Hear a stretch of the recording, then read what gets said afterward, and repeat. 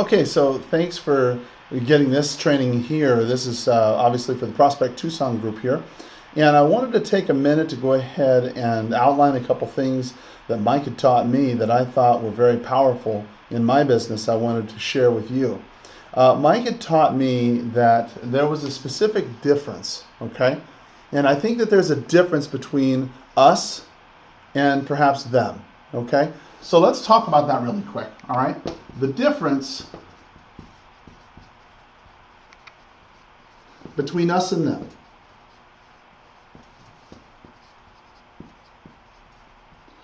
And when I say them, okay, I mean other agents that are in the company. I mean other agents that are external to the company. And basically there is a difference, I think, between you and them. And these are the things I think that you need to be aware of, okay? Number one, you need to discover, okay, discover your competitive edge.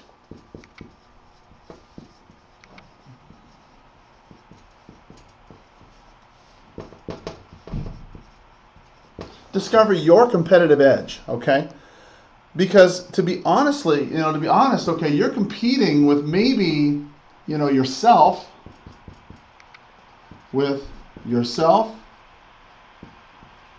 and maybe two other agents, okay? Most of the time on a listing presentation or some kind of deal that you're trying to deal with, you're really only competing with yourself and two other agents. And the reason why I say yourself is because sometimes, would you agree with me that we are our own best enemy? We sabotage ourselves, all right? So the thing I think that's important for you to really grasp a hold of is is it the smile on your face, okay? Is it your smile? A lot of times a smile will go a long way to open up a door, all right? If you are sad or sour-faced, you got a bad attitude or something like that, hey, guess what? That might be the reason why you're not getting the results you want, okay? So check that, all right? The second thing, your grooming and dress.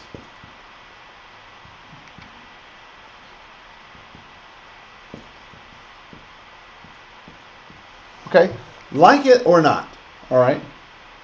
People judge you by the way you look, all right? I don't know how else to be, clearer about this, all right? So take a minute to think about the way you dress and the way you look, all right? This is an image business. And the faster you can grasp a hold of that, the faster you'll make money in this business, okay? When people are hiring someone, they want someone who looks like they know what they're doing, okay? If you start getting in the habit of asking people, hey, look, I appreciate you hiring me, and I know that there's a lot of choices out there, and I'm curious, why did you choose me? That's a great question to ask. And I've asked that question for years. And 99% of the time, the reason why is they'll say something like, I don't know. I guess it's just, it sounds like you really know what you're talking about. I felt comfortable talking to you, okay? There's just something about you. That's the reason why. It's the something about you. It's the X factor. The X factor is how you look and how you dress, okay? Now, doesn't mean that you need to come in an Armani suit. It doesn't mean that you need to have Louis Vuitton shoes or anything like that. But what it does mean is that you have to take careful consideration about the way you dress and the way you look and how you present yourself to the public, okay? I've always been a big believer that if you have facial hair, if you're a mustache, beards, that sort of thing, I think that's a bad idea. I think you're shorting yourself. Studies have consistently shown that people do not trust people with mustaches and beards. If you are a lady and you have a mustache or beard, then I think that's a very bad idea, okay? So the next thing, is it your confidence, okay? Your confidence level. Do you portray an aura of confidence, okay? When you started working with us, okay, that's why I wanted you to start working with, the title company and the lender to go ahead and get that knowledge that a lot of people don't know about financing and how the escrow process works, okay? That's why you went through that. When I had you go to the HUD classes and things like that, that was so you knew how to go ahead and make a deal happen, okay, in another way. That level of confidence that you bring inside can really go forward in getting you the business you want, okay? The next thing, what about this? Your use of skill. Your use of skills. And the skills that I'm talking about here are things like the listing presentation, the script, the calling script, what we've actually taught you to use, the lead follow-up script, the for sale by owner script, the listing presentation script, all those scripts. How you use them, okay, goes a long way to determine how successful you'll be as well. If you breeze in, you look like hell, you just kind of come in, you go out, you have a bad attitude, you're not very confident in yourself, you don't use your skills that we've taught you, okay, then it's really hard to compete with other people, because not only are you competing with yourself when you've got these things to contend with, but you got two other agents. And those agents, if they have this stuff under lock, hey, you're going to be facing an uphill battle the whole way, okay? How about this? The strength of your voice, okay? The strength of your voice.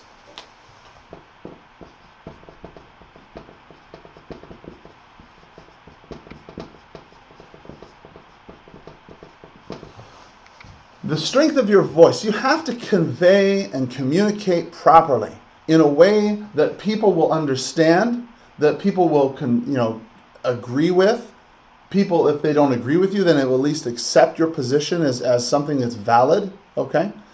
The way to do that is to train your voice. And how I found the easiest, cheapest way to train my voice and my speaking ability is I joined Toastmasters a number of years ago. I'm not a member anymore, but back then I did join Toastmasters.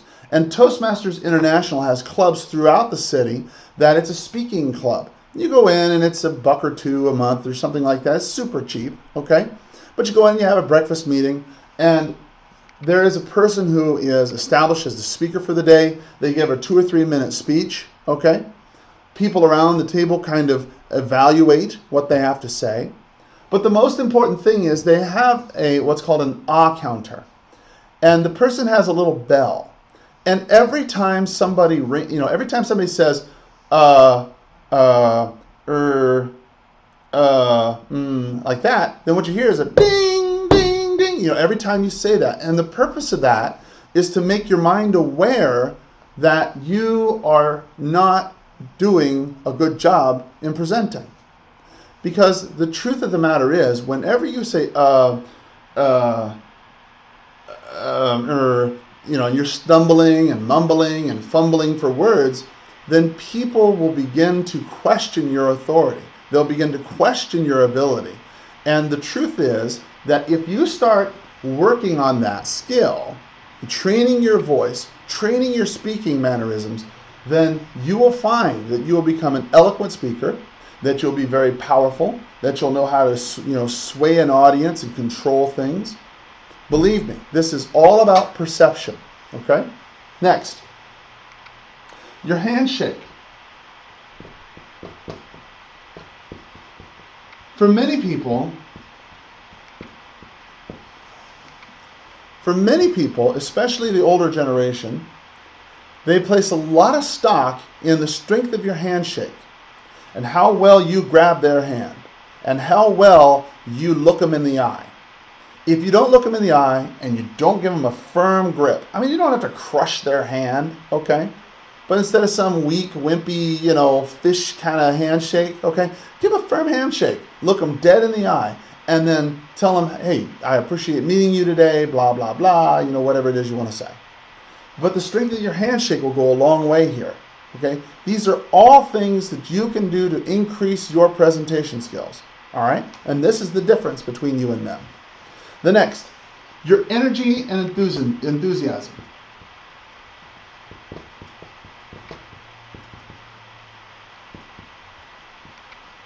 When everybody around you, when everybody around you is telling you what a shitty day this is, and how terrible the market is, and how this is awful, and I had that deal fall apart, and this buyer, and there's nothing over there, and I can't do this, and this person lied, and this and that. Look, when you're doing that, okay, you sap away your own energy and your own enthusiasm, okay? And the problem is that that takes away from your personal power, and people feel that, and they don't do business with you, okay? So if you have a lot of energy and a lot of enthusiasm and you're positive about what's going on, okay, yeah, maybe you had a deal fall apart. Okay, maybe you had no listings in that area. Okay, maybe the buyers are lying to you. Okay, maybe you got beat out on 5 or 6 contracts, okay? But you only need one. You just need to have one, okay? You only need to be lucky once. The top dogs in the field, they have to be lucky every single day. Because if they don't, then they go downhill. Their expenses catch up with them, and then they're done. You only have to be lucky one time, okay? And then you got your bills paid. You got to keep working to keep that in mind, foremost in your head. And your energy and your enthusiasm has to be in place in order for that to make a way, all right? Your positive motivational attitude, POSMO. POSMO attitude. Positive motivation, okay? Now I'm not saying some rah, sis, boom, boss stuff. I'm saying that, you know what? This is going to happen. One way or the other, I don't know how. 99% of the time, the things that are problems for you, okay, you can't see the answer to.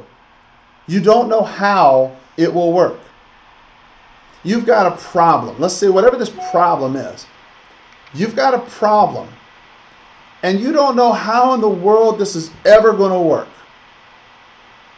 And it's outside your realm of knowledge. And the answer to it has to be outside the realm of your knowledge. Because if you knew about it, you would have fixed it already. All right? And yet, there comes a time in your professional life and your business life, your personal life, where whatever that problem is, it worked out some way, somewhere, somehow. You don't know how it happened. I don't know how it happened, but it happened. Okay? Maybe it was a deal that was dead. And for some reason, somebody changed a piece of paper or something, and all of a sudden it's back on. Okay? I can tell you countless times where I thought a deal was done. It was over with. Okay? But I just said, you know what? I'm going to just not worry about it. Because I know that one way or the other, it's going to work out the way it's supposed to work out. And from portions, and not to get too esoteric about this, but from portions of the cosmos or whatever that made no sense, okay, the deal came back to life. The buyer had come back and said, hey, you know what? We want this house. Okay, yeah, we'll do that. Or the seller said, you know what? I was thinking about it over the weekend and I talked it over with my brother, and my brother said I needed to stop being an idiot and I'll take the deal. Okay? It's this positive motivation attitude that you have to have that will separate you from your competitors. Okay? That's the difference between us and them. There's others that we'll go into, but on your level, for you, these are the things that you possess that are different from everybody else. That is your competitive edge. Whether it be the smile on your face, your grooming in your dress, okay, your confidence that you have, the use of your skills, the strength of your voice, okay, how strong you shake somebody's hand, your enthusiasm, your positive motivation, those are the things that you possess that are your competitive edge. And I would strongly encourage you to go ahead and take advantage of those items today. You're not like everybody else. And when you start competing like everybody else, then you're going to get treated like everybody else. If you want to get treated better, if you want to get paid more, if you want to get a deal done, then take into consideration these things that I told you that make you different from everybody else. Take those, use those, and you will be a lot more successful. I know it. I believe it in my heart. Take care and make it a powerful selling day. Bye-bye.